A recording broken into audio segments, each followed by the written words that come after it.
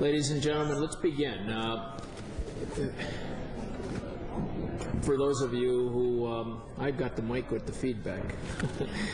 I felt that earlier when I was out in the audience, and I can hear it now. But actually,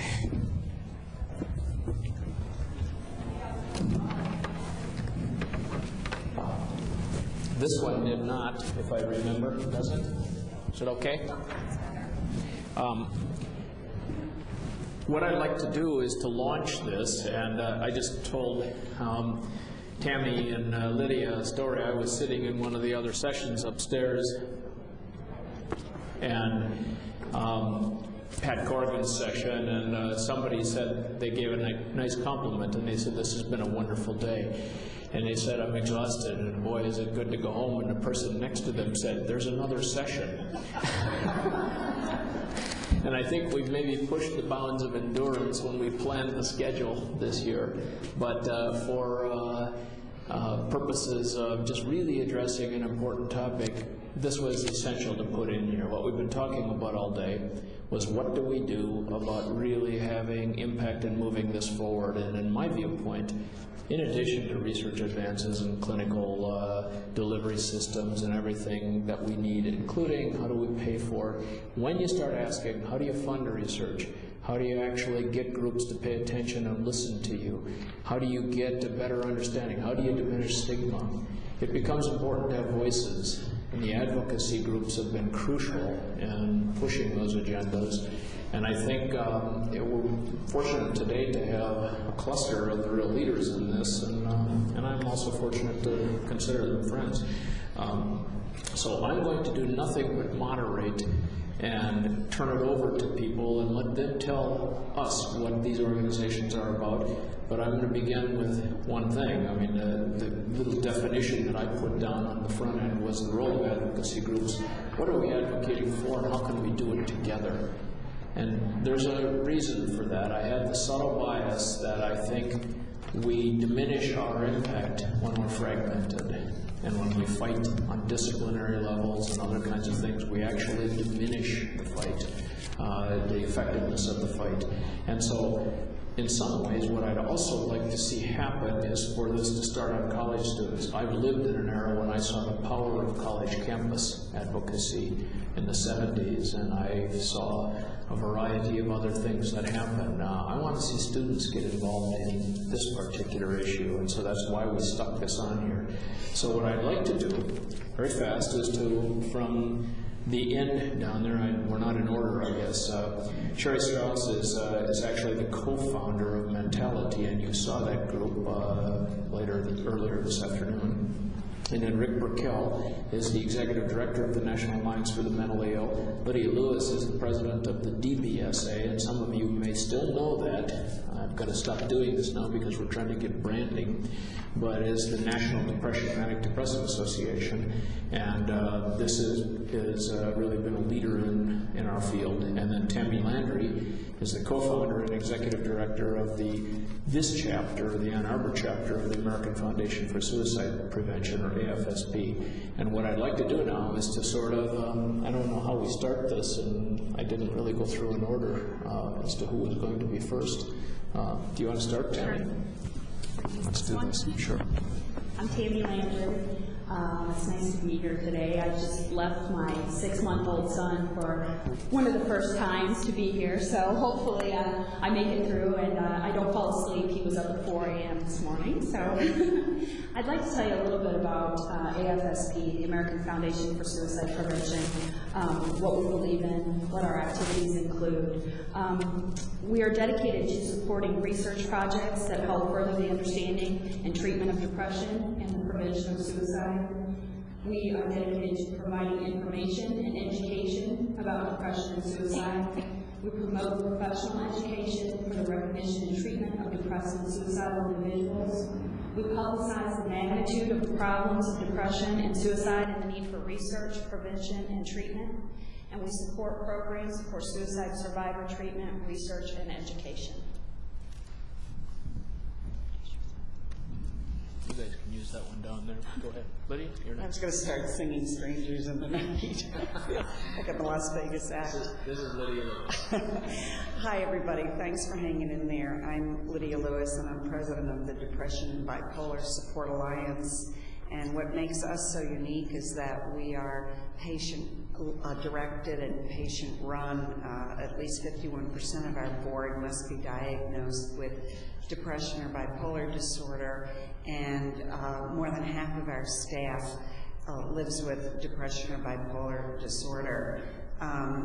I know that Martha Hellander from the Child and Adolescent Bipolar Foundation is very sorry that she can't be here today. We spoke the other day, and she was telling me how important this meeting is for her group. And the CABF, the Child and Adolescent Bipolar Foundation, and DBSA have some joint initiatives going, and one of the things where there is a huge gap is in programs for late adolescents and people in the early 20s. And so we are very interested in working with all of you to figure out ways. The best program I've ever seen actually is from an advocacy group in Ireland.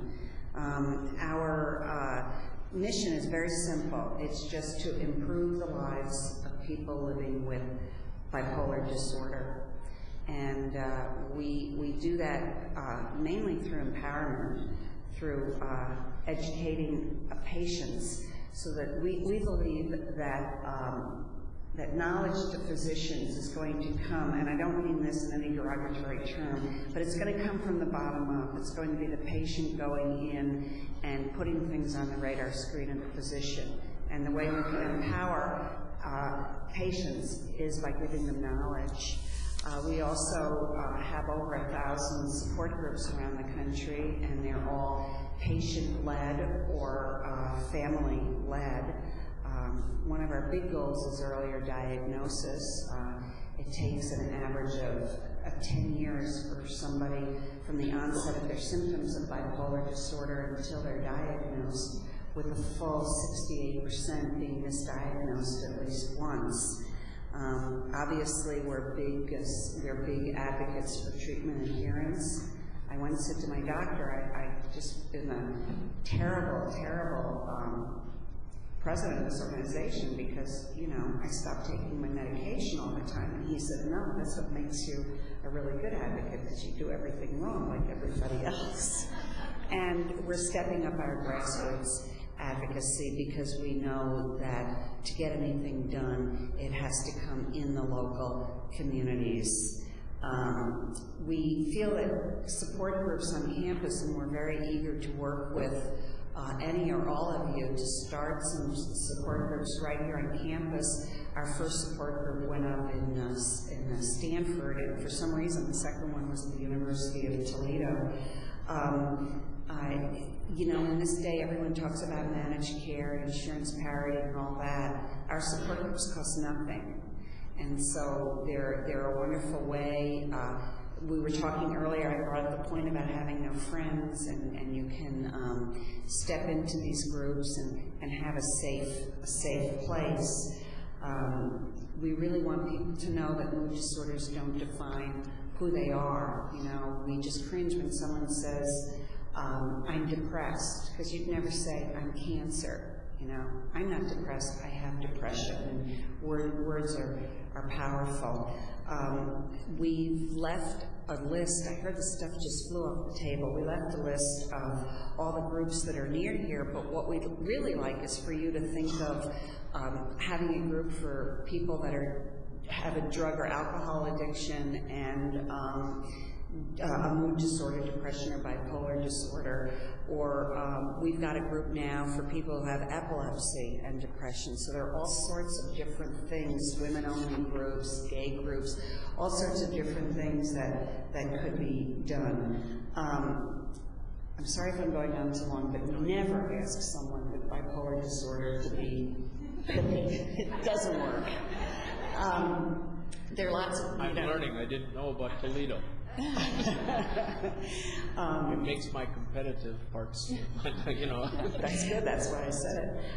So anyway, we'd love to help you get started, and we will fly someone up. The person on our staff that starts the groups, her father happens to be the chair of the Department of Family Medicine up here, so she loves coming up here. You can help us by, of course, fighting stigma and get mental health on the agenda of every division, department, and student group, Greek groups, anything here on campus. And we have a speakers bureau. If you want somebody to come in from Michigan to speak, that's something that we could do. Distribute our materials. All of our materials are available free of charge. We left a list of them back there, which I think have disappeared. You can go on our website, www.dbsalliance.org. We just found out, we just started measuring, and in the month of January alone, 88,000 of our brochures were downloaded. So that's also another good way to get information. And finally, just help us spread two messages. What the symptoms are. You know, years ago there was a campaign on it was either 8 or 10 warning signs of cancer, and it was a very effective campaign, you know, a change in a wart or a mole or sore throat or persistent cough that won't go away. And yet we did a survey of 1,200 Americans, and 1,200 is the number that statistically represents the United States. And 52% of the people that responded to that survey had never heard of bipolar disorder. You know, we all sort of live under a bubble here thinking that people know what we know. So help us explain what the symptoms are. Help us encourage people to be diagnosed, and yourself and others be honest about your alcohol and drug use.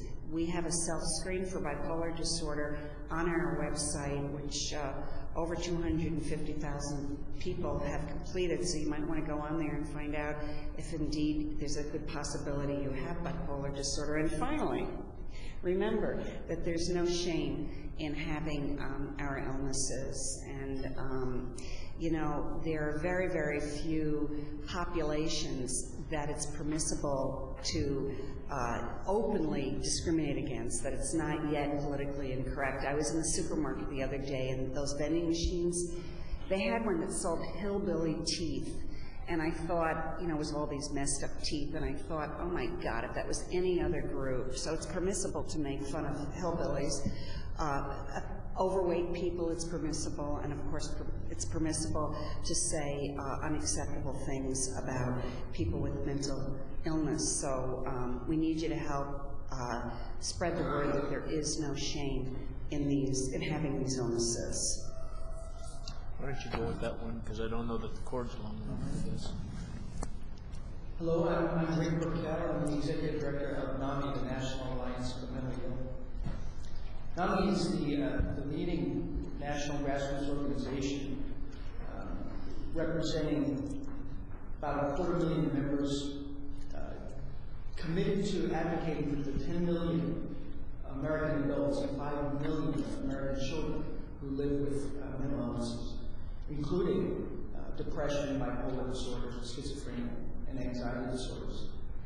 NAMI is built around a 4-pillar approach: education, support for research,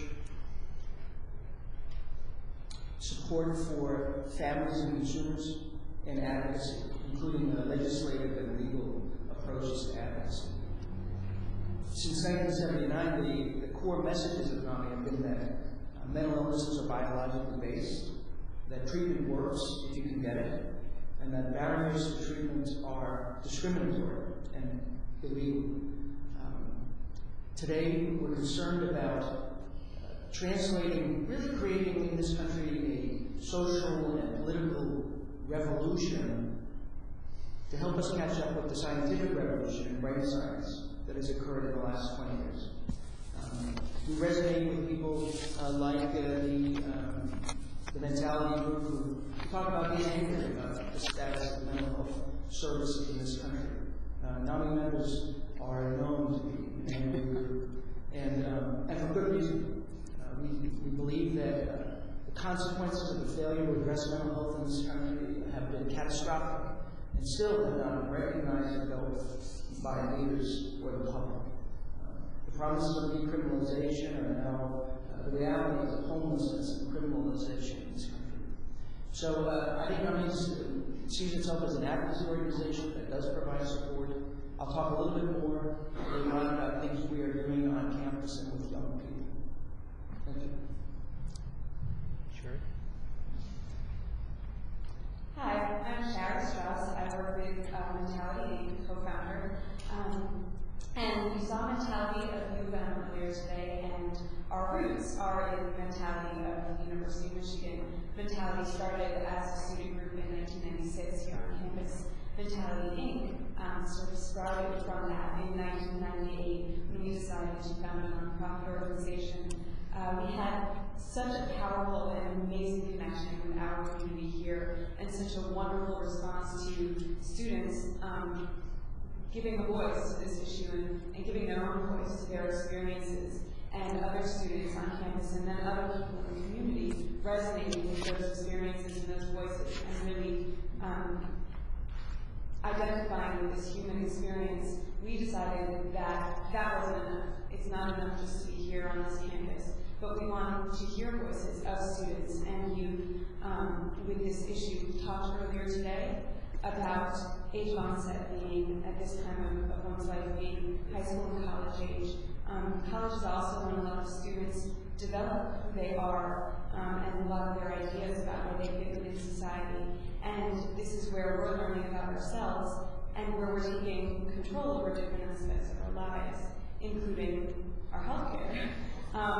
We haven't heard about these things. We don't know how they affect us, and we don't know how to put a voice to this issue. Having someone out there who's had this experience can help us take ownership of this. And we decided to expand. One thing we really would like to see is a national voice for students about this issue, and really happy to see students here from Washington University and St. Louis, and students here from Harvard University, Massachusetts. It's great to see that there are students around the country who are actually taking this challenge that John was making about advocacy on our campuses and in our communities, and we'd like to form an alliance and really promote that voice. I'll start with that. Those are good starts, and I think now what I'd like to do is to open this up, but to just prod you once more, and to suggest that as you fire questions, and you should, or comments, think about how we can do this together and actually operationalize it, because what we wanted to see come out of this was not just not just talk, but action. I mean, some steps that we could take. So, way in the back. Is that you, Lynn? Oh, okay. One of the things that I talk to a lot of different groups about, whether it's family members or fellow consumers or like that word, or doctors or business people, is to talk about politics, because in reality, so much of it revolves around insurance law, and it's just, we have to face the facts that it's politics. And the quote from Paul Wellstone about we don't vote because we're too depressed and we can't get out of bed. And so one of the things that I take to groups all the time is this one page on how to communicate with the legislator. Tips for doing it, tips for being persistent, getting heard. How to get in front of them, how to be persistent, how to get them to hear you. Because 10 letters from real people, parents and students going in, mean so much more, really, even now, in the age of all this money for lobbying, than it does from a lobbying firm. And, so if you can just get past the, oh yeah, I'm jaded about politics, and good to talk to those people, but yes, it does. And it really is worth it. And so, one of the things I think is just advocacy training on how to be the thorn in the side of your legislator. How to be persistent and be heard. And I'd be happy to give you my sheet, just give me your email address. Rick? I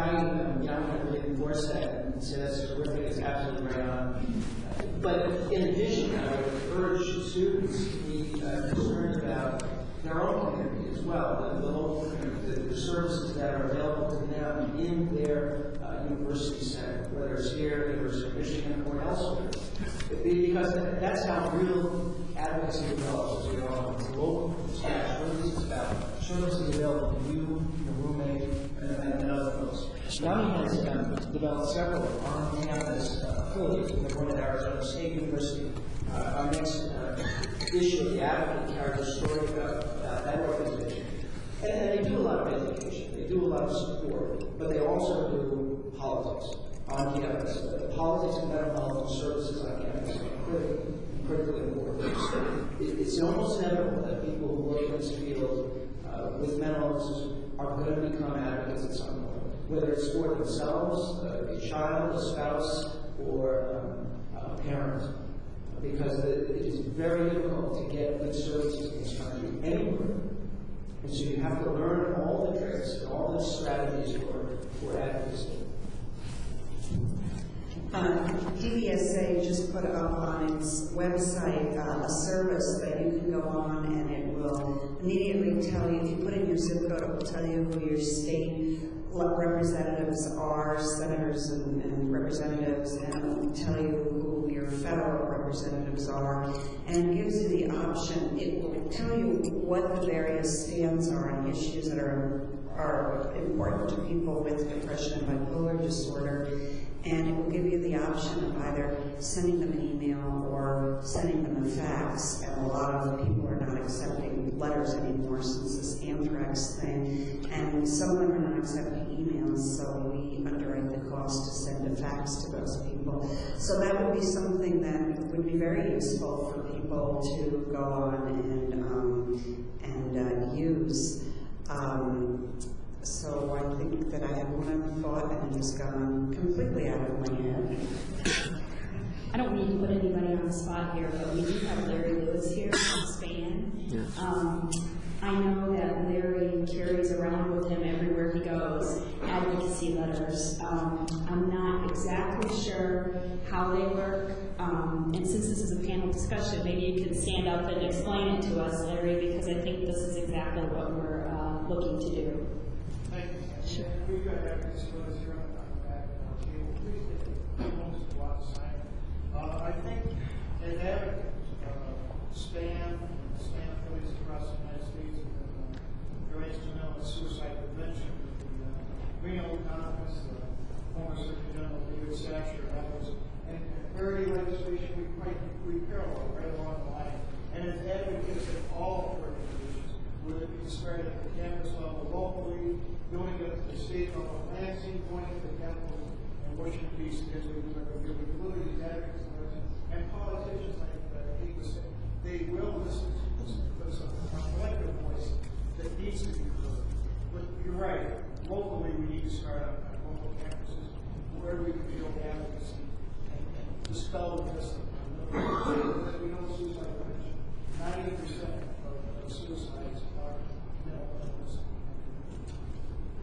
Please take a few moments to sign these advocacy letters. Thank you.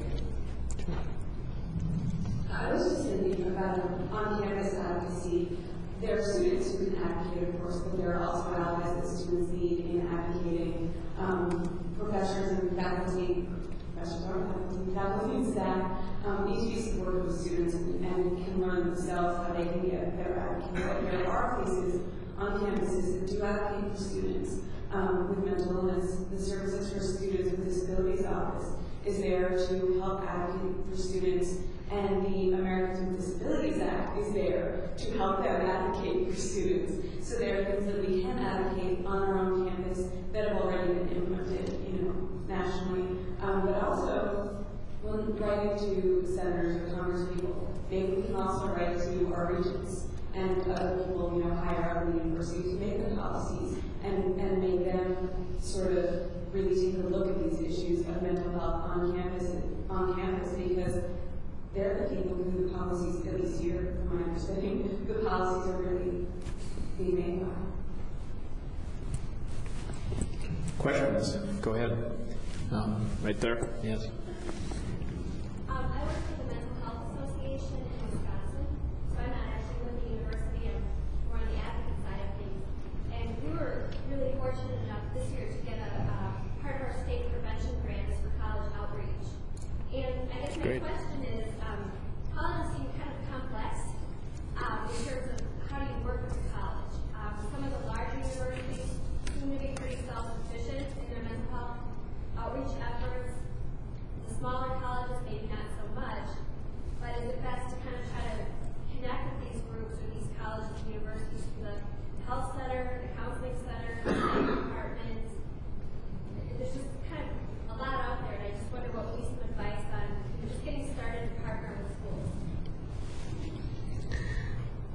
I wonder whether there's anybody in the audience who would like to take that on in the sense of, Earl, I don't know whether you or I are ideally suited. Is Bob Winfield here?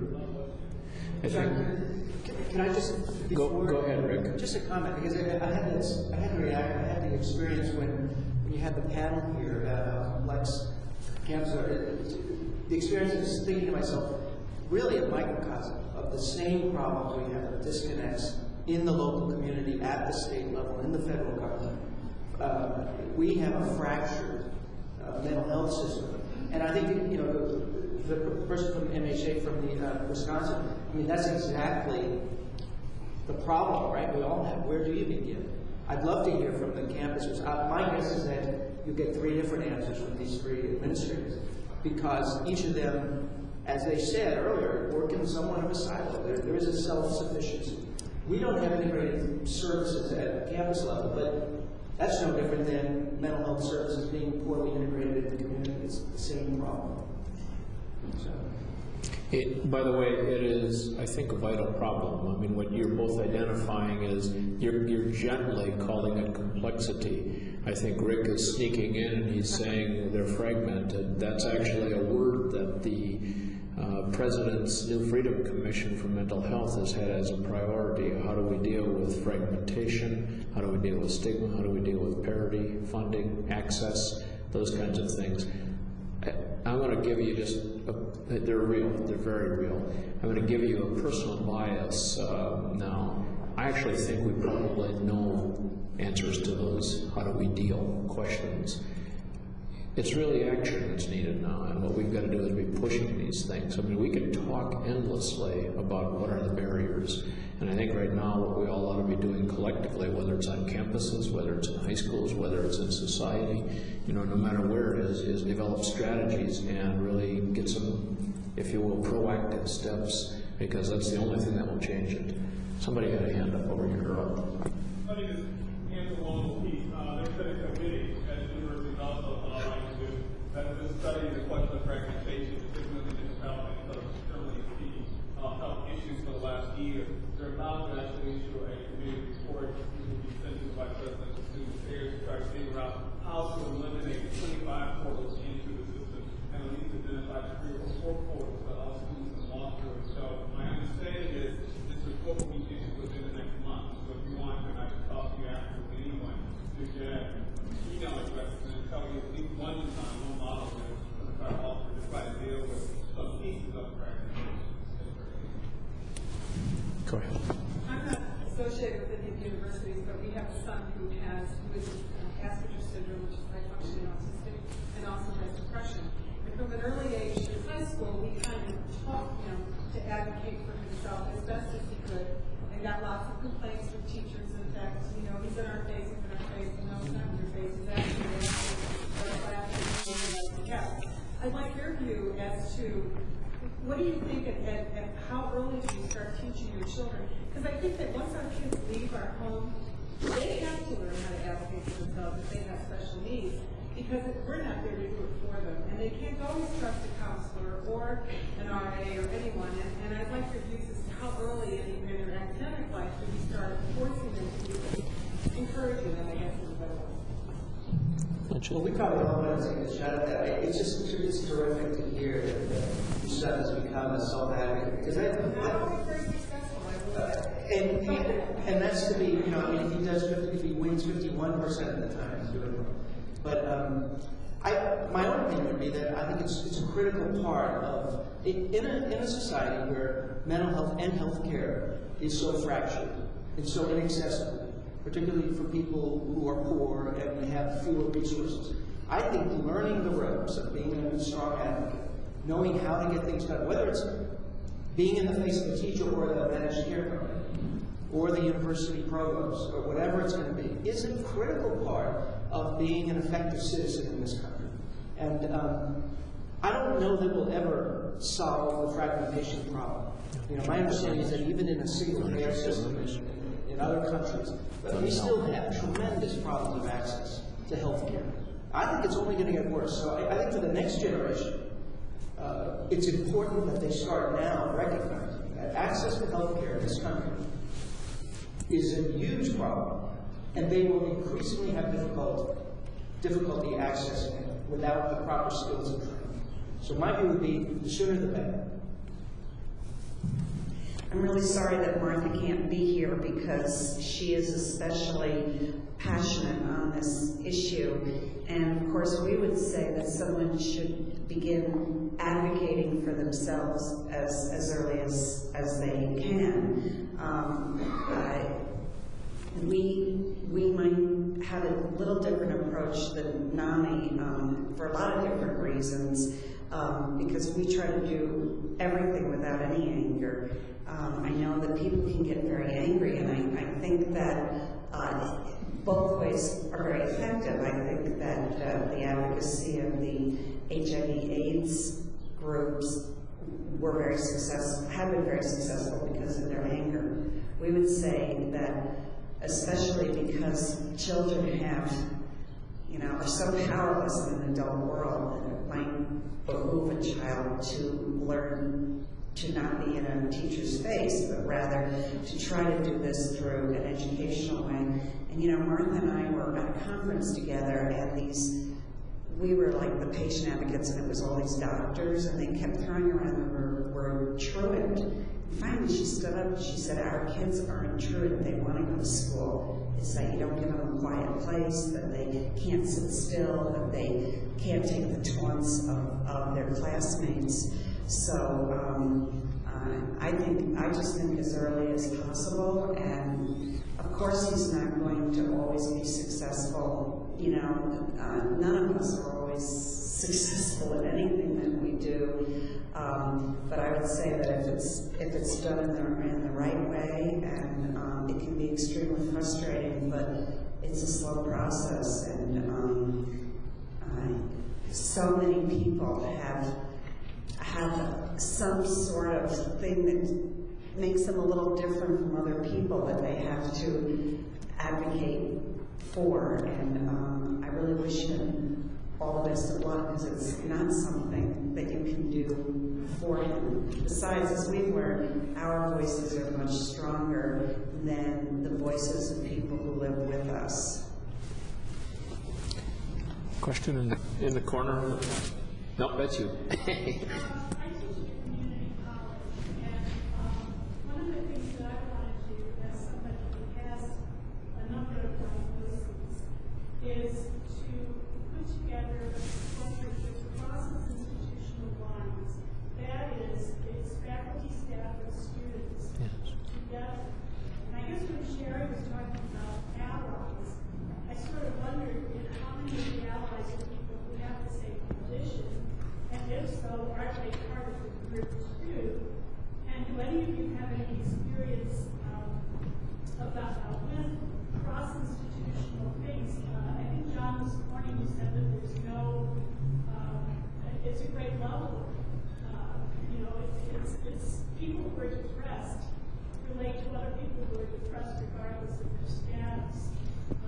And so I guess... I might just make a comment on this. I think it's wonderful when you get different levels of people in a group. I think maybe from a college student standpoint, if he or she was in a group with, say, a professor or a doctor or someone who may be very successful and who is admitting that they are depressed or they have mental illness, the feeling for that college student would be, the stigma would be gone. They can feel good about themselves. They see someone who is grown with this illness, and they too can feel that they can grow, they can learn, they can be proud of themselves, and not think of themselves as less because they suffer from depression or mental illness. So I think it's a good thing. I'm going to try to address the last three questions with this one about the alliances. In terms of alliances and advocacy and Wisconsin, I work with a program also called the Supported Education Community Action Group. We're based out of the campus here in the School of Social Work, but we are working now with people in communities in Ohio, Indiana, Illinois, and Wisconsin, and we work with a mix of people. We work with people in community mental health centers, people who work with psychosocial rehabilitation clubhouses, people on campus, faculty and staff in departments, usually social work, psychology, and counseling centers and disabilities offices. And the idea is to put together a coalition so that students who are adults with mental illness, who are looking to go back to school, have the supports in doing so, and to help students with mental illness who are already on campus in retaining them on campus and keeping them from falling through the cracks. So you have a coalition of people working together to help either the individual advocate or to advocate for them when they can. So in Wisconsin, we're working in Milwaukee and Madison. I don't know if you're in either of those places, but talk to me, because we do have coalition there. And one thing that we find is, and one of the reasons we work with all of these different groups, is because they're all providing services that are so essential to the other services. They're all the different pieces of the puzzle, and then providing them in different satellite locations.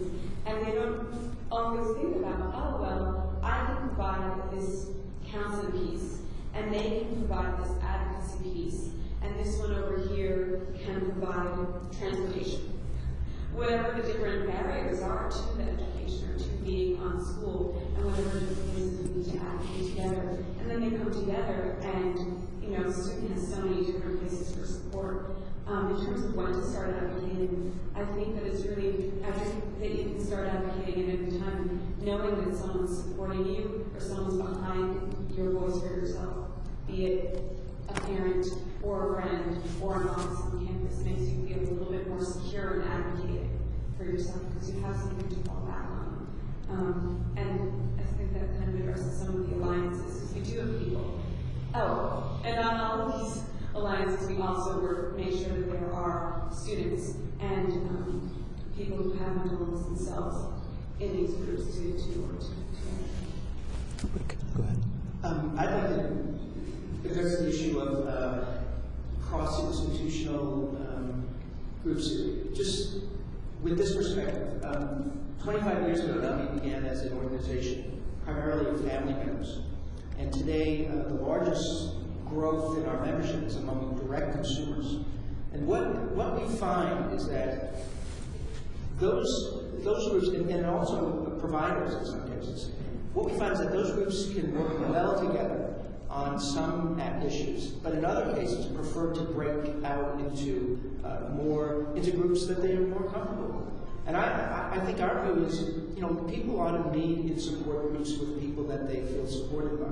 And I think that's your challenge is, there may be issues that faculty want to deal with other faculty.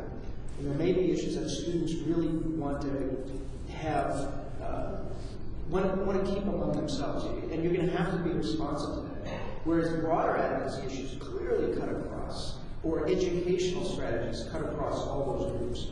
But our experience is that support is somewhat different, and you'll have to play that by ear, but I suspect people will want to choose their own groups for affiliation.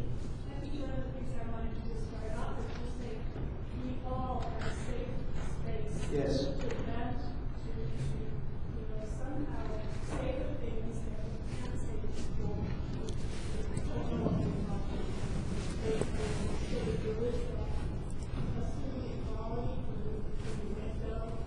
Whatever comes from that, I'm delighted to see all kinds of, options to whatever.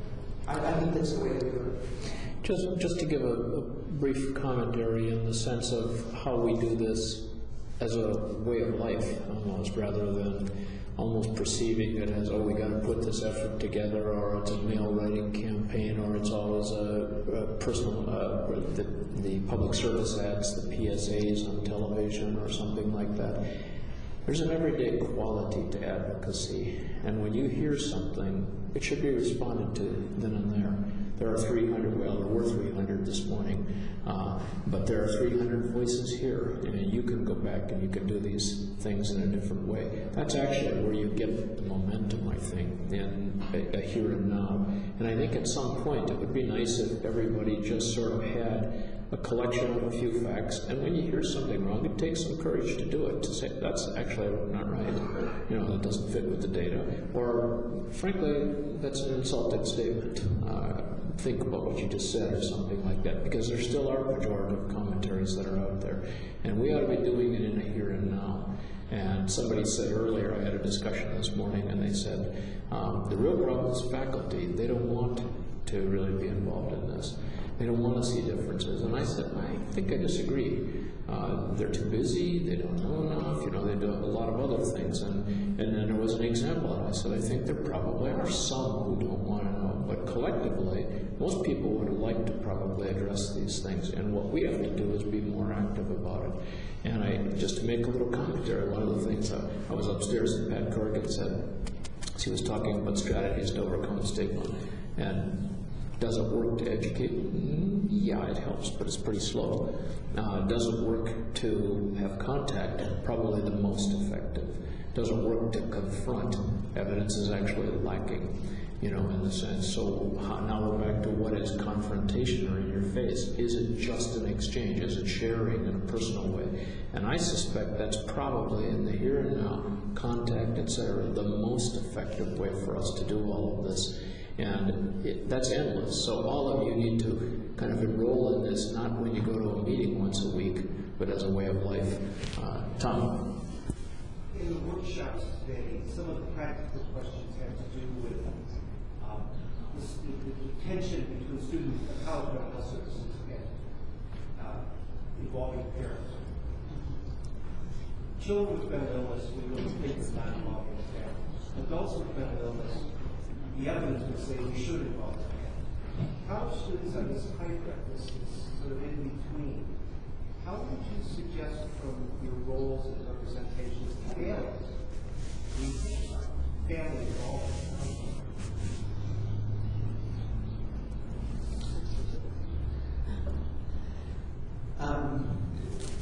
Lydia said you go first, we represent families. Well, those are, but also increasingly, as I mentioned, have a huge population of consumer members. And so this issue, the very issue you raise, is a constant discussion. And I will tell you that both families and consumers fall on both sides of that question. That is, there are plenty of consumers who would say, I want lots of details about my life because I know I'm vulnerable, shared with significant other people, whether it's my family or someone else. And I know Kay Jameson, who I don't know if she's going to be here, she writes about the only way she's survived to this ripe old age is by having someone that wasn't always a family member, who was responsible for knowing when she was getting ill, and being able to reach in and pull her out of what was a very despondent depression. So we have lots of people who have experienced that and say, yeah, I want my family to know. There's lots of other people on the other side of that who say, absolutely not. An adult, this is confidential. We heard that this morning here at the university that happened. So I believe it's an individual choice to some degree. I would say from a family perspective that the worst thing that can happen is to not know what's happening to a loved one and to be the last person to know, particularly if you're ultimately going to be responsible for that person. And I think if a student is, so you really have an issue of age here, because if a student is going to be sent away from university and back home, then I suspect that that family has every right to know what's going on with their child and hopefully on the campus before they arrive one day at the doorstep. So those are the kinds of complexities. Not a complete clean answer, but I think we feel very strongly that this is something that should be discussed and debated and put on the table. Lydia? It's a really tough issue to address. A lot of us who have a mental illness have parents who have mental illness, and I know for myself, my parents are so nuts that I didn't want them involved in anything. Luckily, they were so narcissistic that they didn't realize there was any problem. We did another survey of about 4,500 people who had been diagnosed with depression and bipolar. And I was surprised at how high the percentage was. It was more than 2/3 one family involvement. And it was so interesting. We asked, and I don't remember the figures, we asked how many people have had your doctors suggest family involvement, and it was far lower, which was interesting. Naturally, being a patient organization, we would be completely against going against any patient's preference. But I was at a conference in Buffalo, and I was on a panel with a NAMI mom, and I heard her side, and it really is a very, very complex issue. I think that there's no easy answer, but I think that if a parent went to a DBSA support group or a NAMI support group and learned from other parents how they approach this and how they try to tackle these challenges, that it might help a little more. But unfortunately, we would have to say that this would be up to the decision of the adult child. It's a complicated thing. I'll be very brief.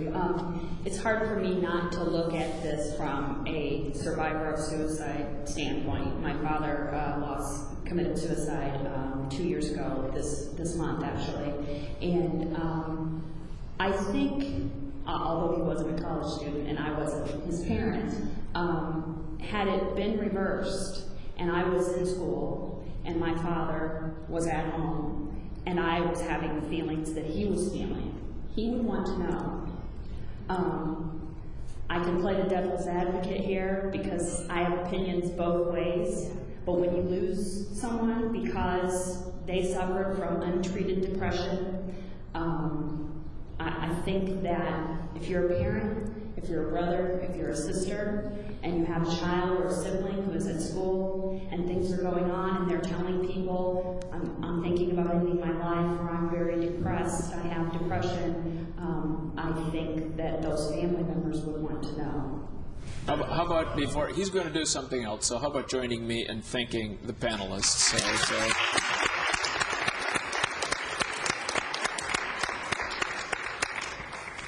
want to thank all of you